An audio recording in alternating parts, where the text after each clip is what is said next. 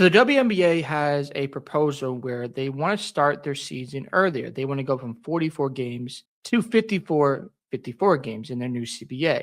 Now, we know that Project B is expected to end in early April. The reason why that's a conflict because if the WNBA wants to start, let's say, the second week of April, first off, I don't think it's a good idea, in my opinion, to start that early because you've got the women's college sports where they have their tournament and they garner a ton of attention with advertising and marketing.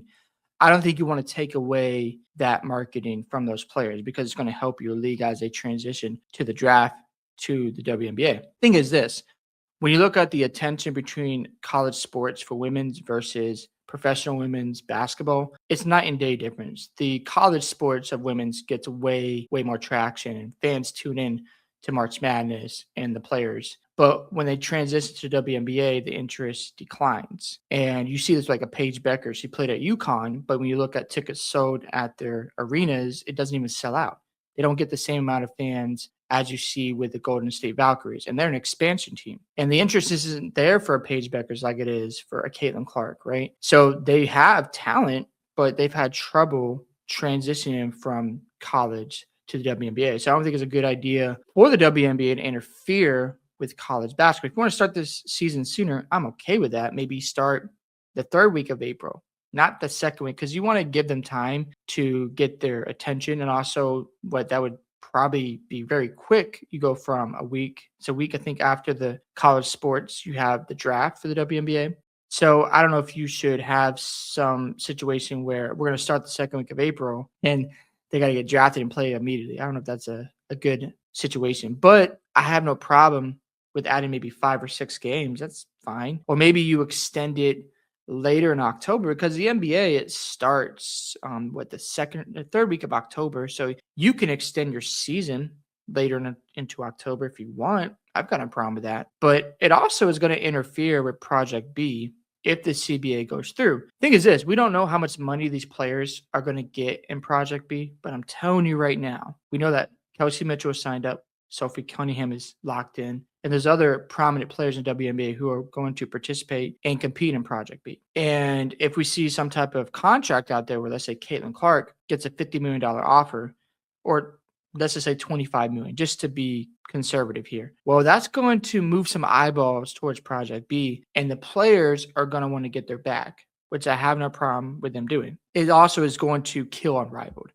If Project B gets specific players to switch from Unrivaled to Project B, that league is cooked. It's done for because players are going to go, why would we want to compete in a 3-on-3 league when we want to get better as basketball players? And the only way we can do that is 5-on-5 simulation. And it works better if we go to Project B because it's 5-on-5 basketball. So they keep getting reps in and work on the game and getting paid better than Unrivaled. Also, if you're the WNBA, do you want to interfere with this? Because let's just say they start early April, which I think is a bad idea because you interfere with Project B and college basketball for women's. That could be a sticky situation and not the best idea. If you want to extend the games, fine. I'm okay with it. But just do it in a way where maybe you want to start, I don't know, the third week of April, and then you go late into October, then you have a longer season.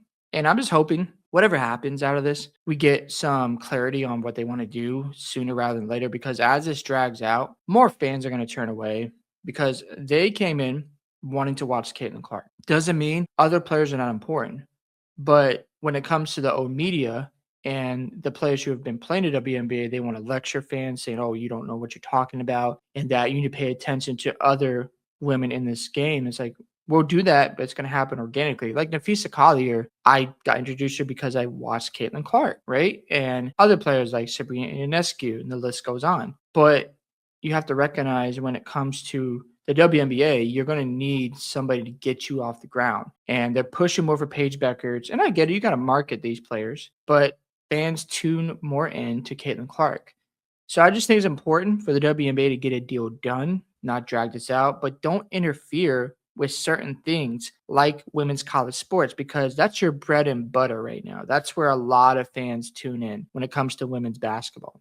And then you have this Project B. If the players are getting paid well and the season's going to start in early April, do they really want to join that soon, or they want to keep playing in Project B? Like we've seen situations where players are they go overseas to play basketball because they're from a different country and they don't play in the WNBA. We've seen that happen with I can't remember the player who had that happen to them, but she played overseas because she wanted to play with her country, and I get it. But if this is a situation where someone's in the tournament like a Caitlin Clark and she's competing with Kelsey Mitchell and it's an important tournament and fans are tuned in and they can't commit to the start of the season for the WNBA, that's going to hurt your bottom line.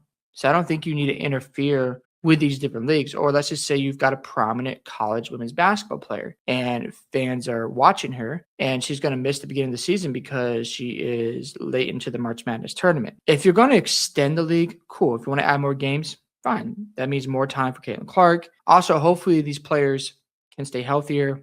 I'm also hoping that they get something done with the referees, because if you don't change your product or make any improvements, then it doesn't matter what kind of CBA you have in place. The product has to get better. There's no doubt about it. But with all that being said, I think the WNBA needs to tread lightly here, get a deal done, of course. At the same time, don't interfere with the college women's basketball and with Project B. Let those leagues have their own, growth and just focus on adding more games, which is cool. But just push the end of the season to like maybe October, like the end of October or the beginning of November. Because the NBA, it slowly picks up interest as we head towards Christmas, and then it goes up from there. But we shall see how this all plays out. I'd love to hear your thoughts about the WNBA adding more games into the regular season. Do you agree with this idea where it might have a conflict of interest with Project B and college women's basketball? Love to hear your thoughts. Don't forget to like and subscribe to the channel, and I'll catch y'all in the next one.